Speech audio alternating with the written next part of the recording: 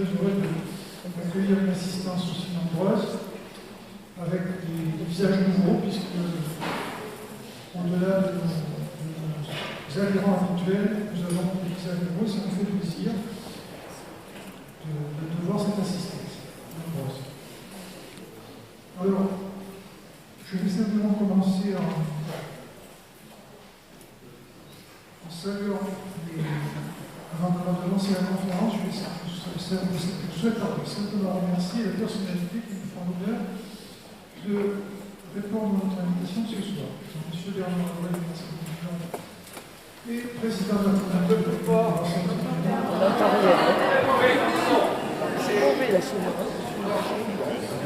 Alors on va essayer. Je disais donc les personnalités qui nous font l'honneur ce soir de répondre à notre invitation. M. Bernard Rouet, maire de Saint-Émilion et président de la communauté de communes du Grand Saint-Émilion, et sa première adjointe, Mme Lamblay. Alors, nous avions le général du corps d'armée commandant la région de gendarmerie, Nouvelle-Aquitaine, d'un moment il va se commander. Mais nous avons M. l'amiral François Guichard, M. le consul des États-Unis, Hector Rowe, et M. le colonel Guillaume Marois, qui commande la compagnie de gendarmerie de Libourg. Nous devrions avoir également Mme Lydia Guirousse, préfète et déléguée à l'égalité des chances. Et puis M. Patrick Seguin et Mme M. Patrick Seguin, président de la Chambre de commerce et d'industrie de la Géorgie. Nous ont fait parvenir leurs excuses M. le préfet de région, Étienne Billot, le général de corps aérien Laurent Merbette, qui commande la zone de défense et de sécurité du Sud-Ouest, M. Alain Rousset, président de la région Aquitaine, M. Jean-Luc Glaise, président du conseil départemental de la Gironde, et M. le sous-préfet de Libourg, M. Doliges, aussi au dernier moment, a reçu des commandes. Et nous avions également M. le consul général d'Espagne et le consul général du Maroc, qui nous ont prié de les excuser. Donc, notre société, Monsieur le Premier ministre, notre société est particulièrement honorée de vous recevoir en notre cité. Et c'est la deuxième fois, puisque vous étiez venu, en effet, en 2009, et vous nous aviez parlé à l'époque de votre étude sur Montesquieu, le moderne. C'était à l'invitation de mon prédécesseur à cette présidence, Guy-Pitrus Lignac, qui est toujours actif en qualité de vice-président au sein de notre association. Donc ce soir, nous accueillons l'éminent homme d'État et aussi l'ancien maire de notre capitale régionale, notre belle ville de Bordeaux. Car si nous n'oublions pas qu'il y eut le Bordeaux de Jacques Chaban-Delmas, aujourd'hui, sous nos yeux, resplendit le Bordeaux d'Alain Juppé, dans toute son harmonie et son rayonnement, tout en poursuivant la dynamique que vous avez lancée. Et vous l'avez écrit, cette phrase, je la trouve particulièrement belle dans un autre ouvrage. La renaissance de Bordeaux est la vraie fierté de la vie personnelle, et autant que de la vie politique.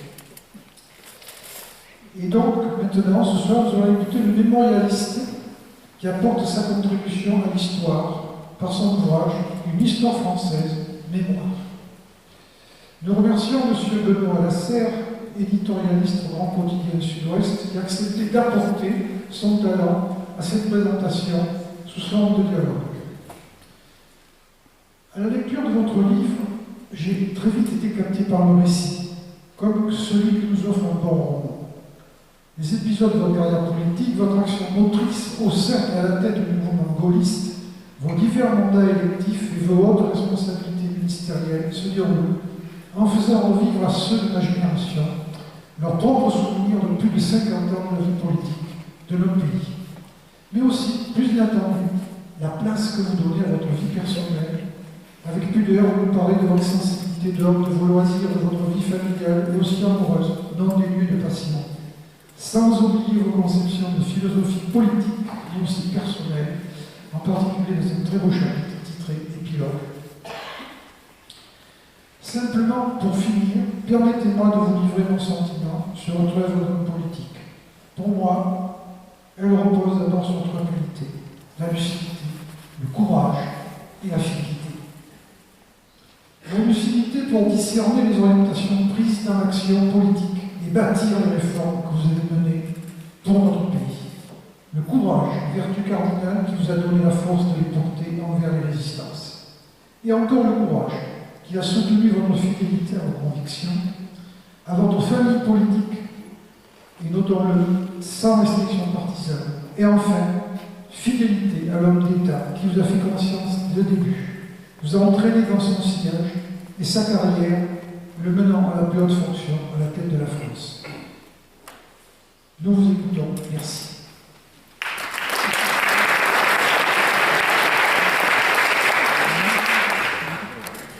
Bien, bonsoir, vous m'entendez, moi? Parfait, très bien. Écoutez, bonsoir à tout le monde, très heureux d'être dans cette magnifique salle de Saint-Émilion pour cette conversation avec Alain Juppé. Je vous donne juste un peu le déroulé de la soirée. Alain Juppé et moi allons parler pendant environ 50 minutes. Il y aura quelques questions dans la salle. Je ne pense pas que tout le monde pourra poser une question. Et donc c'est moi qui choisirai. Voilà. C'est le privilège de ma place, j'ai le droit à l'arbitraire.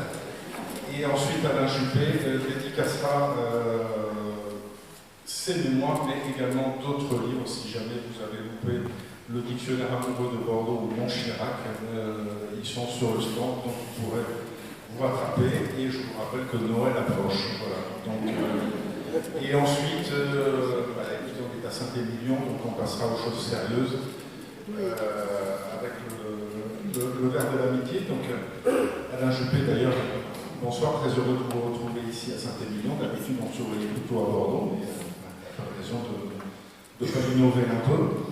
Avant de parler de votre livre, donc une histoire française paru à la mi-septembre chez Palantier, donc je le disais, on est à Saint-Émilion, donc quand même une question qui s'impose un peu ici. Vous avez été maire de Bordeaux, donc je vous connais un peu, je sais que vous ne détestez pas le vin, et que d'ailleurs quand vous êtes arrivé à Bordeaux, en fait vous êtes assez vite rendu compte que Bordeaux tournait le dos à son fleuve, mais aussi à son vin. Et ça a été justement des premiers chantiers. Et pour le fleuve, ça s'est sans doute fait plus vite que pour le vin, en fait. Je voudrais d'abord remercier le président de la Société d'Histoire de Saint-Émilion et remercier de ses paroles de bienvenue. Ce n'est pas souvent que j'ai l'occasion de m'exprimer dans un endroit aussi magnifique que cette salle des Dominicains. Merci à M. le maire de Saint-Émilion, merci aux personnalités ici présentes, l'amiral, colonel, monsieur le président de la Chambre de commerce, je viens d'oublier, qui me le pardonne. Et puis je suis heureux de vous retrouver aussi. Cher Benoît, nous avons coexisté pendant 25 ans, et quand je dis coexister, entre un maire et la presse, vous savez que les relations sont toujours extraordinairement chaleureuses. Alors, le vin, oui, j'aime le vin, j'occupe une heure à dire ça, pas simplement ici, mais de façon générale, avec modération. On verra peut-être tout à l'heure la modération en général est une vertu que j'essaye de cultiver. Quand je suis arrivé à Bordeaux, première constatation a été qu'on ne célébrait pas le vin intramuros. Il y avait certes dans les châteaux des belles rencontres, des réunions, mais dans la ville elle-même, pour les Bordelais eux-mêmes, pas grand-chose. J'ai donc décidé de lancer la fête du vin. Les viticulteurs sont des interlocuteurs extrêmement agréables et constructifs. Naturellement, ils ont commencé par me dire que ça ne marcherait pas, et que les Bordelais ne viendraient pas sur les quais pour boire un verre de vin, comme ça, ils avaient d'autres occasions de le faire. J'ai persévéré, et dès la première année, je crois qu'on a eu 300 000 ou 400 000 visiteurs sur les quais, avec un grand succès. Je souhaitais aussi que tous les soirs, il y ait un grand feu d'artifice pour attirer toute la population bordelaise. C'était une biennale, une année sur deux. Et je me suis rapidement demandé ce qu'on faisait l'année où il n'y avait pas la fête du vin. Je me suis dit, je vais faire une fête de l'eau. Bordeaux. Puis je me suis dit que ce n'était pas très attractif. D'où la fête du fleuve. Et donc, par alternance, fête du vin et fête du fleuve, ça a été chaque fois l'occasion de réunir beaucoup de Bordelais et aussi beaucoup de touristes qui venaient profiter de ces événements.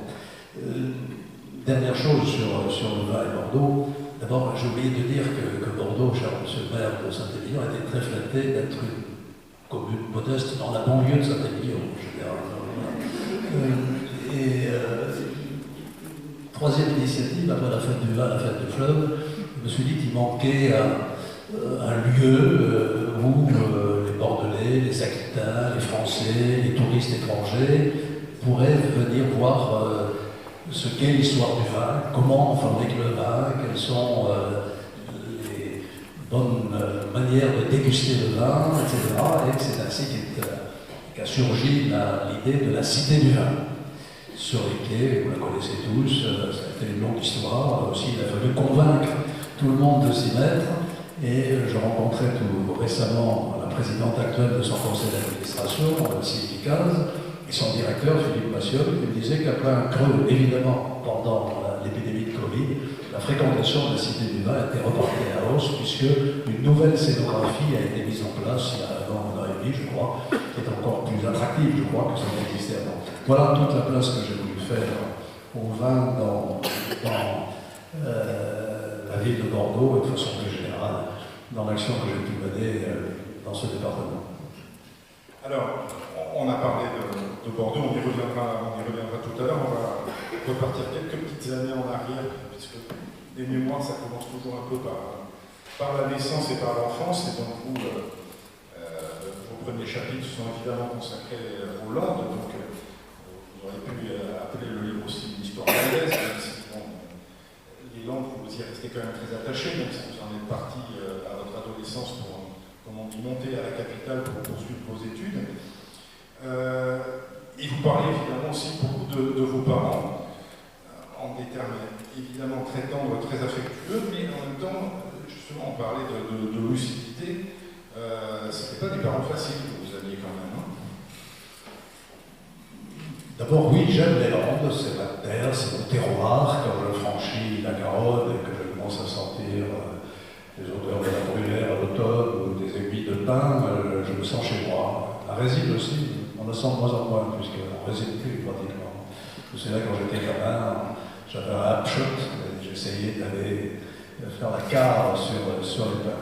Donc voilà, c'est toute mon histoire. J'ai vécu jusqu'à 17-18 ans de manière continue dans cette petite ville qui était Mont-de-Marsan à l'époque, Mont-de-Marsan, qu'on appelle le Boune, le Mont, le Boune, donc en patois hollandais.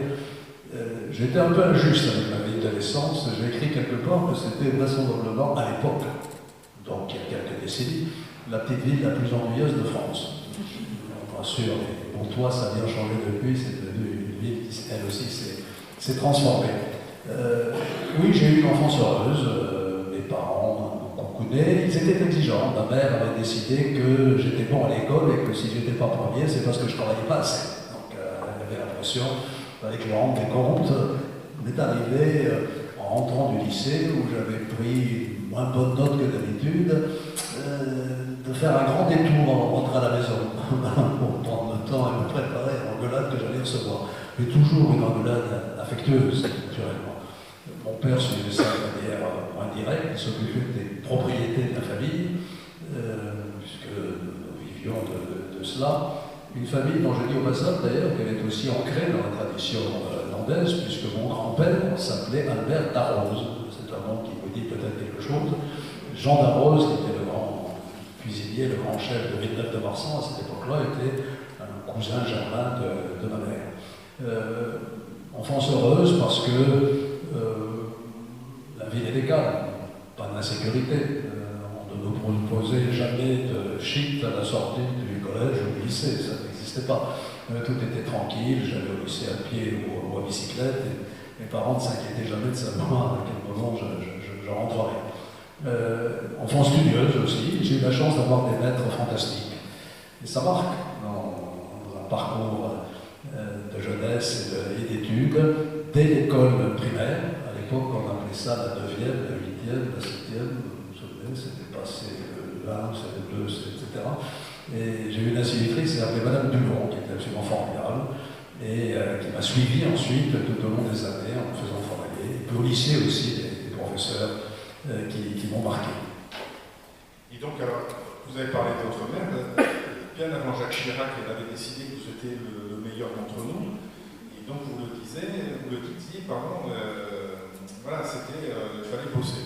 C'est elle qui vous a appris, on sait que vous êtes un pro de travail, ça vient de votre mère, ou déjà vous avez ça dans les gènes, vous avez ça, c'était... Faut pas exagérer. On appelait ma mère la Tsai, donc ça veut dire un peu d'autorité naturelle émanait d'elle.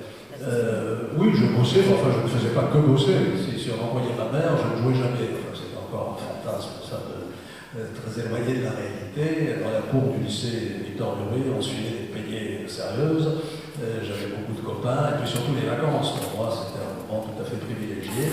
Ça a commencé par Vieux-Boucau, pour ceux qui connaissent les Landes, et puis on a continué ensuite à Hendaye, où j'ai des souvenirs d'enfance merveilleux, parce que c'était la plage la moins dangereuse, c'est toujours la plage la moins dangereuse de la côte, donc j'allais au club des Mouettes, j'apprenais à nager dans la Bidassoa, qui est le fleuve qui fait la frontière entre la France et l'Espagne.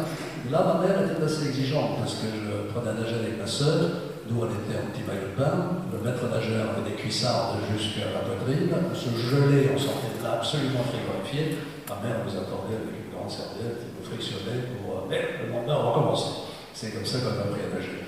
Donc voilà, j'ai eu une enfance aussi ludique, si je puis dire. Un peu plus tard, ça a été les fêtes de la Madeleine, voilà, qui étaient les bacchanales annuelles, comme les fêtes de Bayonne, comme les fêtes de Dax, comme toutes les fêtes que l'on connaît dans notre région.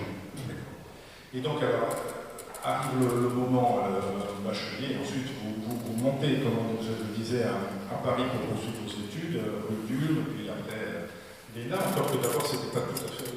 L'ENA, c'était pas votre première vocation, c'était un littéraire, c'était vraiment normal sup que vous visiez.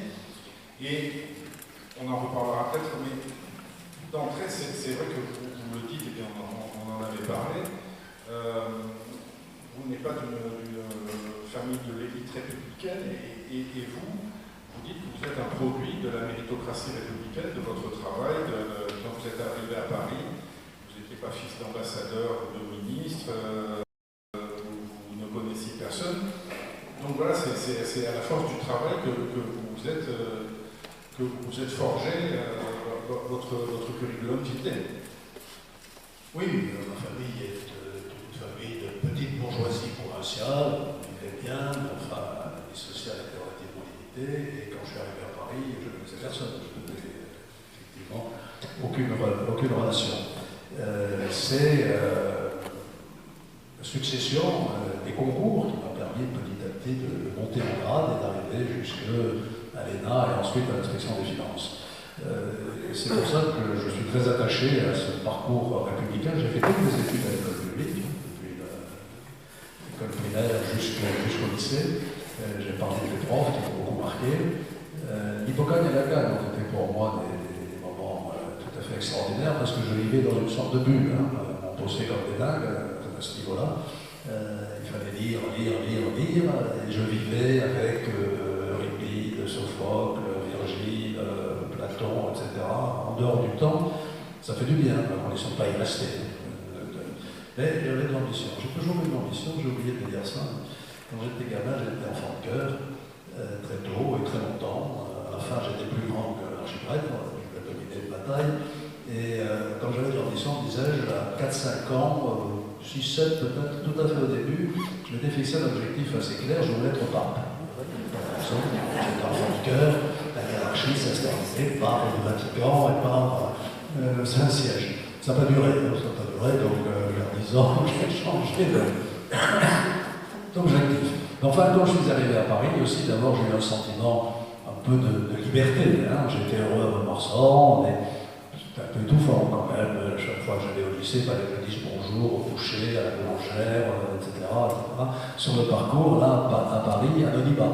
Je ne connaissais personne. C'était une forme de liberté et de bonheur. La vie culturelle parisienne aussi. Pardon ? La vie culturelle parisienne. La vie culturelle parisienne. Culturelle, oui, pas trop nocturne. Je ne sais pas, je n'ai jamais été en boîte. Voilà. Une des choses que je confesse aujourd'hui, c'est que je ne sais pas danser. Voilà. Ma deuxième épouse, qui adore danser, je l'avais prévenue. Elle a résisté. Où on venait récupérer le jour J, ce qu'on vous avait volé le jour J-1, avec parfois un regard un peu bienveillant de la police. Enfin voilà, je ne ferai pas d'assimilation. Voilà, donc j'ai beaucoup aimé ça aussi. Ça a duré 12 ans, puisque j'ai été élu en 83, réélu en 89, et j'avais formé un tandem avec un responsable de l'UDF, j'étais RPR à l'époque complètement, qui était Roger Chilot, qui avait été député de cette circonscription dans le passé. Et tous nos équipiers, nos militants, se sont dit chic, on va se bourrer la gueule entre RPR et UDF, et tac tac. Et on les a surpris. On s'est totalement bien entendu avec Roger Chilot, on a formé un tandem extrêmement uni, et c'est pour ça qu'on a tenu cet arrondissement qui n'était pas facile, et dont je connaissais les moindres recoins. J'ai encore beaucoup d'amis. Alors, je veux quelques étapes, hein, toujours. J'ai envie de parler quand vous venez, alors d'abord ministre du budget pour la première cohabitation, sauf si vous avez quelque chose à dire sur Édouard Balladur, on va vous avez vu que dans mon livre, je ne dis du mal de personne. C'est ce que j'avais. Ce qui inquiète beaucoup mon éditeur. J'avais noté ça, qu'il y avait, contrairement. Et d'ailleurs, si j'avais parlé d'Édouard Balladur, j'en dirais pas de mal, parce que c'est quelqu'un pour qui j'ai beaucoup de respect. Je vais dire que contrairement à un autre homme dont vous avez récemment cité le nom, je vous laisse le soin de cette appréciation. Je ne tiens pas de méchanceté. Voilà. Non, c'est le Quai d'Orsay. Vous arrivez à une période qui est captivante, hein, pour un ministre qui est passionnant, mais pas facile, avec deux grands conflits, deux grandes cicatrices dans l'histoire internationale. La guerre en Yougoslavie. Et puis surtout, je voulais vous interroger un peu, parce que ça, vous en parlez comme une de vos blessures, il y en a d'autres dans le livre dont vous parlez, c'est le Rwanda. Et c'est vrai que chaque fois qu'on vous parle du Rwanda, vous tenez à mettre les choses au point sur le rôle de la France et le vôtre en particulier. Et c'est également le cas dans le livre, parce qu'on sent que c'est une blessure, quand même, le Rwanda pour vous. C'est une blessure au-delà. On a l'impression que vous, en tout cas, vous regrettez sans doute la politique, mais pas la façon dont on l'a fait aujourd'hui.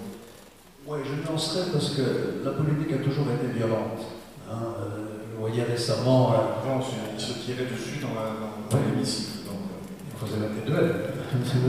Et sous la Troisième République, ils s'envoyaient des noms d'oiseaux, quelque chose. Poincaré et Clémenceau, là, je voyais ça récemment dans un film très bien fait, et ainsi de suite. Sauf que ça restait dans petit cercle, hein, des initiés. Aujourd'hui, dès que vous avez une injure ou une phrase déplacée, vous avez, on appelle ça des followers, j'essaie de parler français aussi, on appelle ça des suiveurs, vous en avez des dizaines de milliers, et ça se répand comme un virus.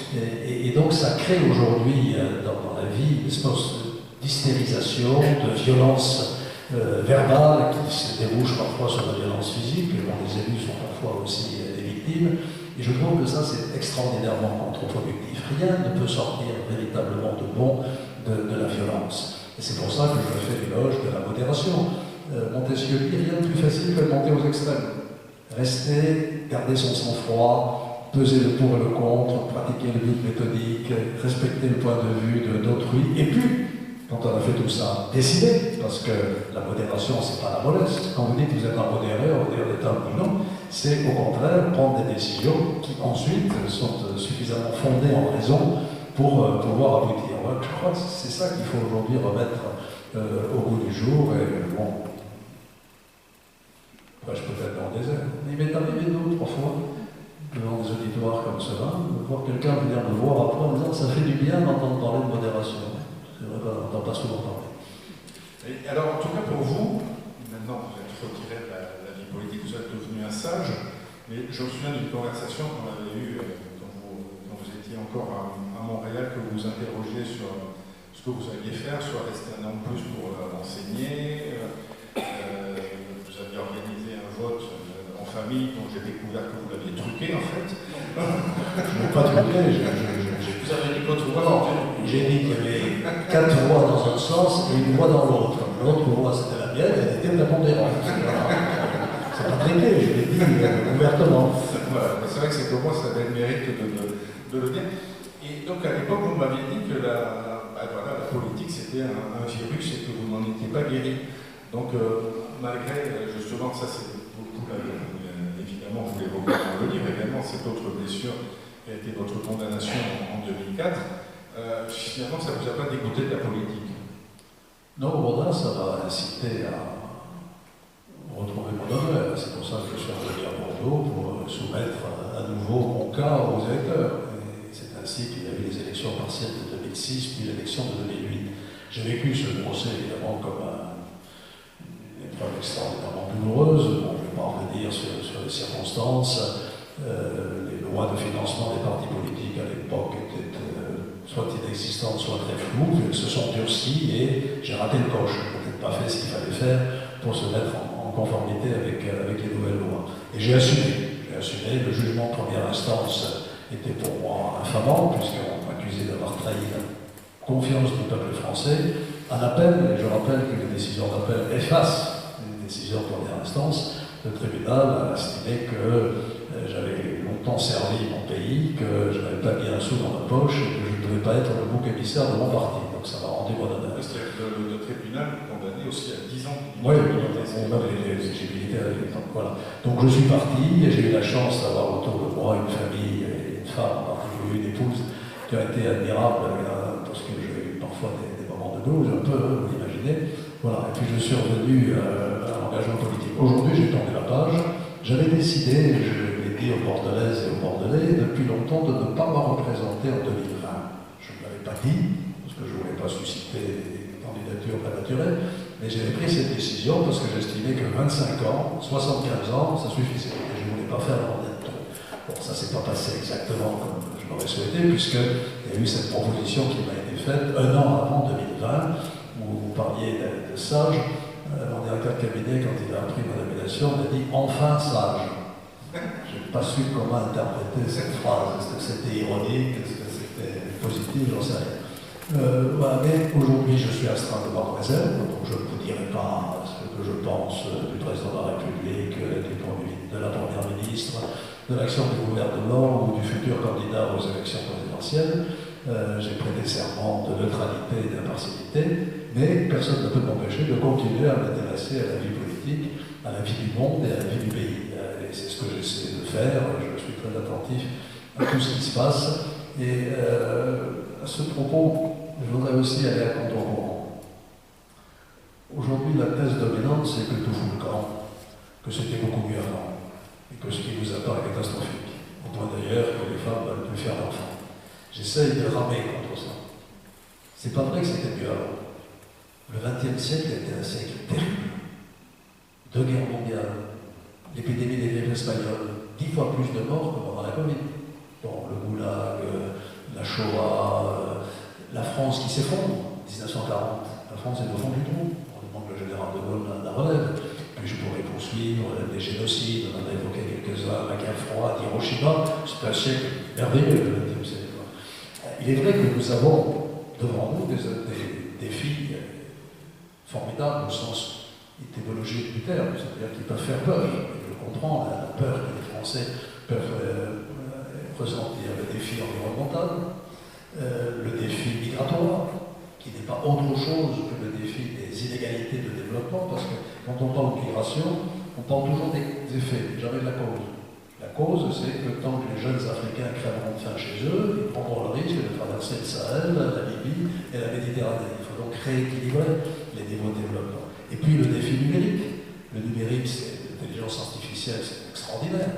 Ça apporte des progrès merveilleux, y compris en matière de médecine. Aujourd'hui, les toubibs, avec les algorithmes, ils arrivent à améliorer leur diagnostic dans des conditions extraordinaires, et ainsi de suite. Et en même temps, c'est un poison venimeux. Le complotisme, le mensonge.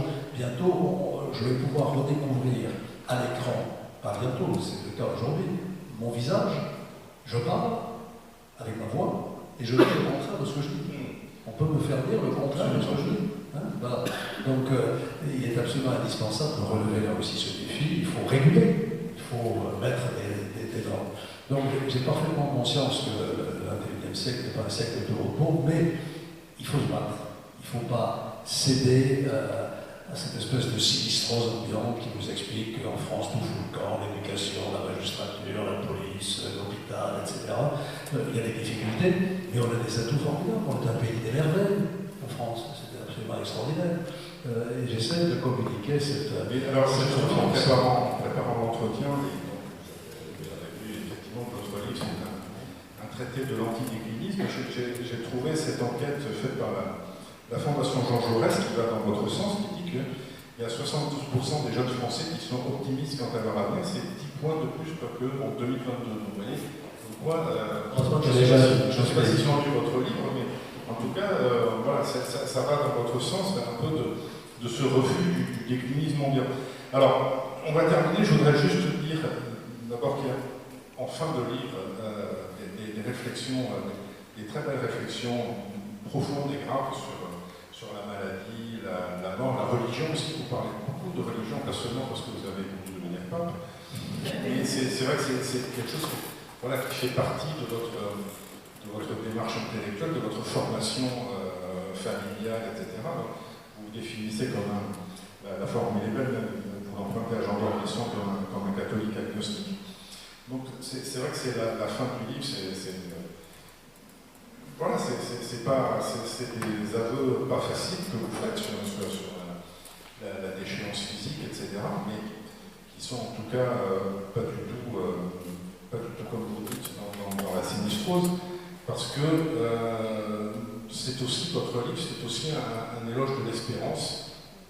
Et vous parlez de vos mentors, il y a aussi un autre mentor qui est plus un poète qu'un philosophe, le Charles Péguy, dont vous êtes un lecteur assidu et dont vous reprenez justement l'éloge de l'espérance. Oui, c'est vrai que je consacre dans mon livre un chapitre à mes racines chrétiennes. Je n'ai jamais compris comment on pouvait nier que la France avait des racines chrétiennes. On peut être chrétien ou pas chrétien, on peut croire ou pas croire, mais la France a des racines chrétiennes.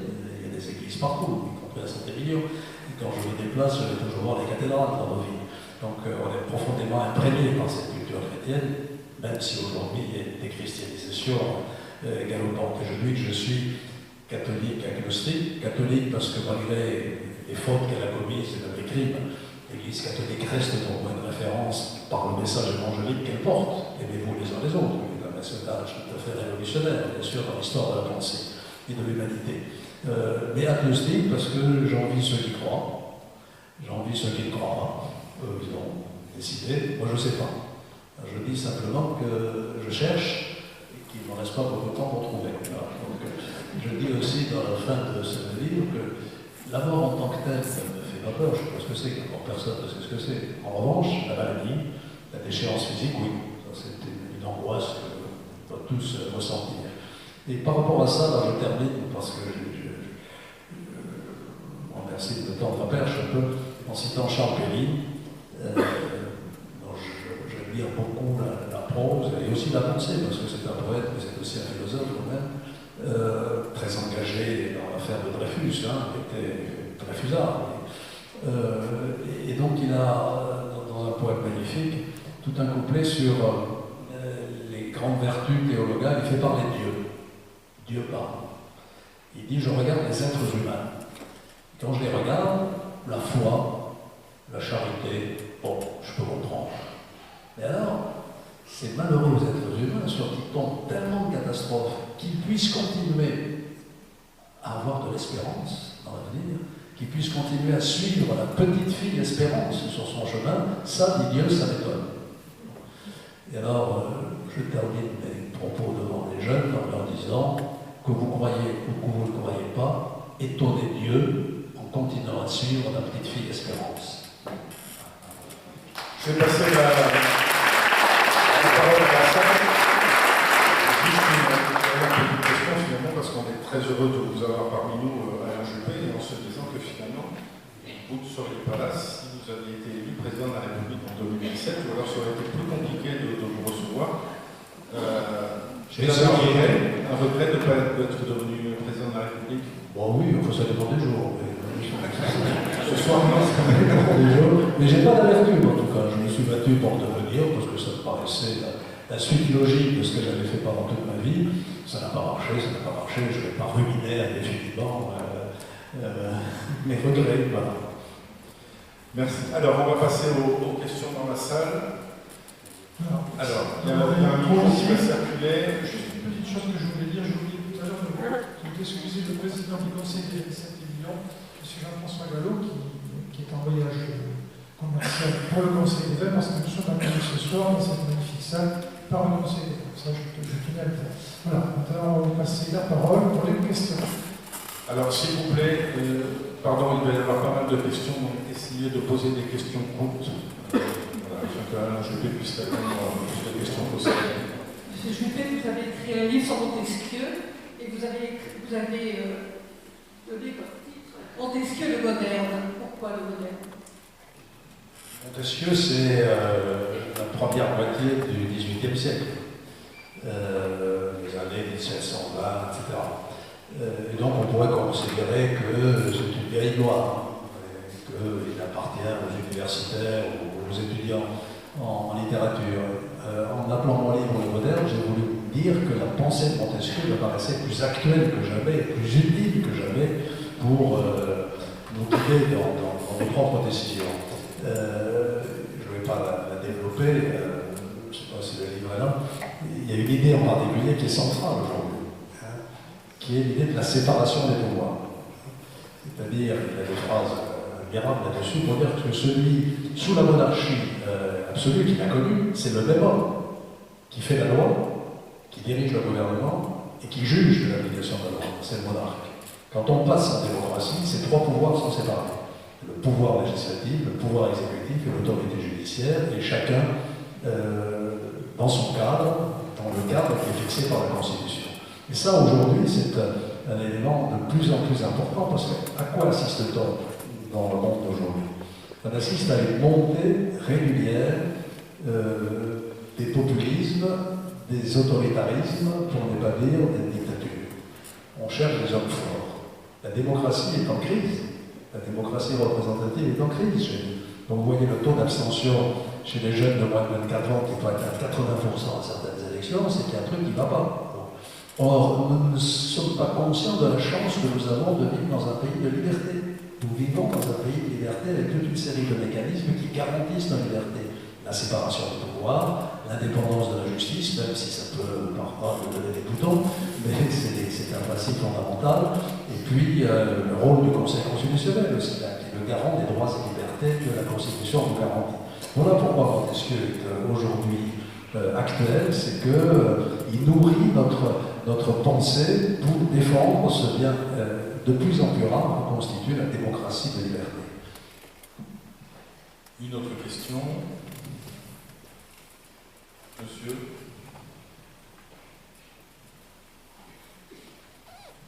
Oui, bonsoir. La démocratie est en danger. Est-ce que Alexis de Tocqueville vous a apporté une réponse à cette question? Donnez le micro à votre... Monsieur, vous voulez poser une question? Vous avez levé la main à côté. Oui, pardon. Dernière. Pardon,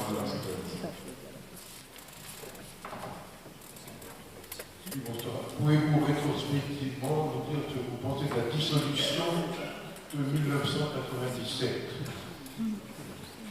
Était-ce une erreur? Était-ce qui était à l'origine de cette décision? On va voir que vous trouvez que c'est une excellente idée. Et personne n'était à l'origine de cette excellente idée. Est-ce que c'était une bonne idée? À l'évidence, non. Je vais y revenir.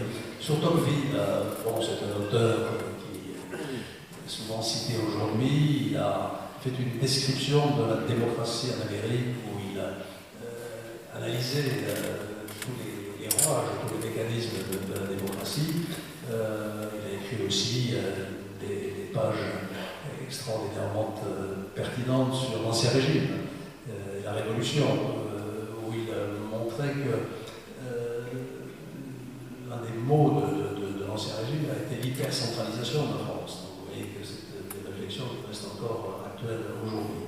Il a surtout des réflexions très intéressantes sur le couple liberté-égalité. Pour lui, les Français sont avant tout passionnés d'égalité, au point qu'ils cherchent l'égalité dans la liberté, mais qu'ils seraient prêts à accepter l'égalité dans la dictature. Donc, il a ses réflexions sur le va-et-vient, la dialectique entre liberté et l'égalité qui reste tout actuelle. Et puis là, sur la liberté, je n'ai pas retrouvé la citation ici, mais vous la retrouverez en lisant le livre, des pages extraordinaires pour montrer que la liberté, c'est pas l'individualisme, c'est pas le repli de chacun sur soi. Au contraire, c'est quelque chose qui vous donne envie, parce que vous êtes libre et heureux d'être libre, de vous porter vers les autres. Je trouve que c'est une vision de la liberté tout à fait positive et extraordinaire. Il faut le relire. En plus, c'est une belle langue, facile à lire. Juste une petite incidente. Aujourd'hui, je suis révolté par la façon dont nous sommes en train de pourrir notre langue. Je ne sais pas si vous êtes conscient de tout ça. À tout moment, et à tout propos et hors de propos, on met des mots anglais dans notre langue. Au lieu de chercher un mot français qui correspond. J'ai rien contre l'anglais. Il faut que nos jeunes parlent anglais, il faut être bilingue aujourd'hui dans le monde d'aujourd'hui. Évidemment, trilingue. Mais quand on parle français, on ne parle pas enseigner. Je sais bien. Je ne sais pas si vous êtes quand même conscient du fait que la première chaîne de télévision en France s'appelle MyTF1. MyTF1. Pourquoi MyTF1 Qu'est-ce que je viens d'entendre aussi? Ah oui, il y a une étude en ce moment-là qui vient d'être lancée sur le microbiote intestinal, qui paraît-il très important pour notre santé. Une étude scientifique. Comment ça s'appelle? The French Gut. Officiellement. Gut, c'est les tripes. On appelle ça tripe française. C'est joli, tripe française. Au Québec, ils ont dit l'enquête tripe française. Bon, je refais un peu. Je pourrais vous rappeler, avec malice, que pendant votre mandat à la mairie de Bordeaux, il y avait un slogan qui était Magnétique Bordeaux et Magnétique en anglais. Bah, ça m'avait échappé, ça. J'avais avant lancé Ozon Bordeaux. Ozon Bordeaux. Et là, c'était destiné aux Anglais, c'est pour ça. Bon, enfin, je reviens de cette parenthèse. Sur la dissolution, pourquoi est-ce qu'il y a eu cette dissolution? Fin 96, ma popularité est au plus bas. Le maire d'Issy-les-Moulineaux, André Santini, gagne le prix de l'humour politique en disant Alain Juppé, à force de descendre, il va trouver du pétrole. Voilà, donc je dis à Chirac, je ne veux pas vous entraîner dans ma spirale de l'échec, donc je vous remets mon mandat à votre disposition. Il n'est pas question, on reste ensemble pour le quinquennat. Donc voilà. Et donc on continue à Norberger, qu'est-ce qu'on peut faire pour redonner de l'élan? Et c'est comme ça qu'est né dans un cerveau qui n'a pas de nom, qu'on n'a pas trouvé l'auteur de cette idée géniale, on va dissoudre. Alors, il y a quand même quelques circonstances atténuantes. D'abord, on pensait gagner. Les sondages nous avaient gagné, gagnant. J'ai appris depuis à me méfier des sondages, naturellement. Ensuite, moi j'y voyais un sens dans cette dissolution, quand je me suis rallié à l'idée, après d'avoir parlé avec Chirac. C'est qu'on était en 97, on devait se qualifier pour l'euro en 98. Donc je devais préparer en 97 un nouveau budget pour 98 où il allait falloir serrer à nouveau les boulons parce qu'on n'était pas tout à fait à 3% de déficit. Et donc je m'étais dit, je vais le dire aux Français. On va dire aux Français, nous avons besoin de votre soutien pour franchir cette nouvelle étape, cette nouvelle marche qui va nous conduire à l'euro. Patatras, les conseillers en communication ont dit au président, moins vous parlerez de l'Europe, plus vous aurez de chances de gagner. Donc on n'a pas parlé de l'Europe. Chirac le regrette dans ses mémoires. Résultat, qu'est-ce qu'on a dit? Rien.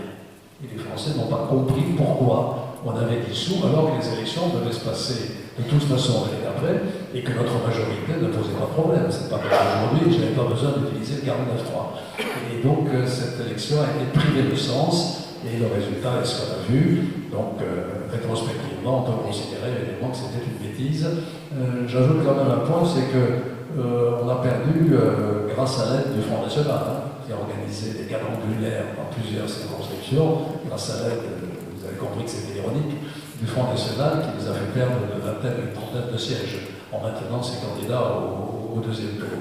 Voilà cette histoire de la dissolution malheureuse. Vous n'auriez pas forcément été ravi que le Front National vous aide à garder la majorité. Bon, s'il n'était pas rentré à l'Assemblée nationale, s'il avait eu bon point, je n'aurais pas demandé son aide, hein, bien sûr. Alors, est-ce qu'il y a une autre question? Oui, vous avez cité un certain nombre d'écrivains. Je voulais citer Voltaire qui a dit j'ai décidé d'être heureux parce que c'est bon pour la santé. Et quand on est au fait, à l'ultime poste les ultimes postes de la République, avec toute la pression que l'on peut avoir. On peut être en bonne santé, mais est-ce qu'on peut être vraiment heureux? Quand on aime l'action, je vous l'ai dit à propos de Matignon, quand on croit qu'on peut aider à améliorer les choses au profit de la majorité de ses concitoyens, quelle que soit la lourdeur de la tâche, quelles que soient parfois les injustices qu'elle a à faire face, on est d'une certaine manière heureux. Quand je jette un regard sur mon parcours politique, j'ai eu des échecs, j'ai eu des épreuves, certaines douloureuses, j'ai eu de grands malheurs, mais globalement, j'estime que j'ai été heureux dans ma vie, et que je ne dis pas que si j'étais à refaire, je ferais exactement la même chose, mais je n'ai pas d'amertume, je n'ai pas d'insatisfaction profonde, je me dis que peut-être j'étais utile, ici ou là, tel ou tel moment, sur tel ou tel sujet. La principale raison de fierté étant évidemment la belle ville de Bordeaux. Voilà, je vais terminer. Ah non, il y a peut-être encore des questions. Il y a un mot que je n'ai pas du tout prononcé, alors je me rends compte que. Est-ce que vous avez une question, monsieur le vice-président? Il y a encore des questions.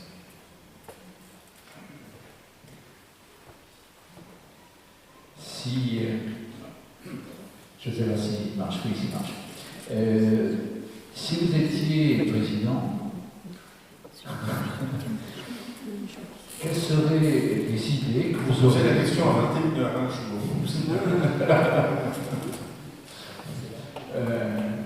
Notre pays, actuellement, vous avez quand même des idées, et quelles seraient ces idées pour remonter notre pays, pour lui redonner un élan et qu'il ait envie d'aller d'avant? Joker, monsieur le président. Joker, parce que là, vous me faites entrer dans le débat politique plus actuel, avec les échéances électorales qui sont devant nous. Je vais quand même rebondir sur votre question, parce que ça me permet de prononcer un mot que je n'ai pas prononcé, que je vais prononcer, je suis un peu à la limite là, de la neutralité, c'est le mot d'Europe. Je crois profondément que tous les défis que j'ai cités tout à l'heure, environnemental, migratoire, numérique et même moral, il n'y a pas de solution purement nationale. Nous nous en sortirons qu'en agissant ensemble, entre Européens. C'est évident sur l'environnement. Sur le numérique, qu'est-ce qui se passe aujourd'hui? Vous pensez qu'on va réguler les plateformes comme ça à l'intérieur de l'Hexagone? C'est évidemment le RGPD, le Règlement général de protection des données personnelles de l'Europe, qui a permis de franchir un premier pas pour réguler les plateformes. Donc voilà, il va y avoir un enjeu l'année prochaine très important sur la construction européenne. Et la façon dont les Français ressentent l'Europe est très ambiguë. D'un côté, la critique en permanence, la bureaucratie de Bruxelles, etc., sans avoir en tête que les décisions, ce n'est pas les bureaucrates de flou Bruxelles qui les prennent. C'est les députés européens au Parlement européen, et c'est nous qui les élisons, et c'est d'autre part les chefs d'État et de gouvernement qui sont également légitimes. Et puis en même temps, les Européens, et c'est vrai partout, se rendent bien compte que quelles que soient ces imperfections, ces contraintes, l'excès de normes, la bureaucratie, l'Europe nous protège. Qui aujourd'hui veut sortir de l'euro? Madame Le Pen veut sortir de l'euro? Elle a eu la tentation, là je dérape, je fais de la politique. Elle ne sort plus de l'euro. Madame Meloni, on prend l'exemple italien, comme ça je peux en parler. Madame Meloni, extrême droite italienne, elle s'est alignée très exactement sur les règles budgétaires de l'Union européenne. Il n'est plus question pour elle de sortir de l'euro. Donc l'Europe existe, et c'est pour nous une protection, mais elle a tout formidable. Et c'est cette forme d'Europe-là qu'il va falloir demain renforcer. Je terminerai par une dernière idée là-dessus, sur l'Europe. C'est que l'Europe, ce n'est pas simplement des règlements, des normes, etc. C'est des valeurs. C'est des valeurs. C'est une charte des droits fondamentaux qui place la dignité de la personne humaine au cœur de nos convictions. C'est le respect de la liberté individuelle, c'est le respect de la séparation des pouvoirs, c'est l'état de droit. Où est-ce que ça existe aujourd'hui dans le monde? En Amérique du Nord? Je ne sais pas si vous avez vu les dernières déclarations de M. Trump. Il y a le feu dans la maison, c'est l'affaire des Américains. Ou ailleurs. Partout d'ailleurs, ce sont des dictatures qui se renforcent, c'est des régimes autoritaires, c'est des hommes forts. Et nous avons la chance d'avoir en Europe ce bien commun. Alors on me dit que les autres ne le partagent pas. Ok, ils sont libres. On ne va pas aller leur imposer, on a essayé, on a vu ce que ça donnait. Mais ce sont nos valeurs à nous et personne, nous ne laisserons personne nous en priver. Donc ça aussi, c'est un enjeu tout à fait capital. Et puis enfin, je termine en disant que faut pas avoir peur de l'Europe. On parle de l'identité nationale. Vous croyez qu'après 60 ans d'Europe, les Allemands sont moins Allemands, les Italiens sont moins Italiens, les Français sont moins Français? On peut parfaitement être Français et Européen, et c'est en tout cas une conviction qui m'a animé tout au long de ma vie politique. Merci Alain Juppé.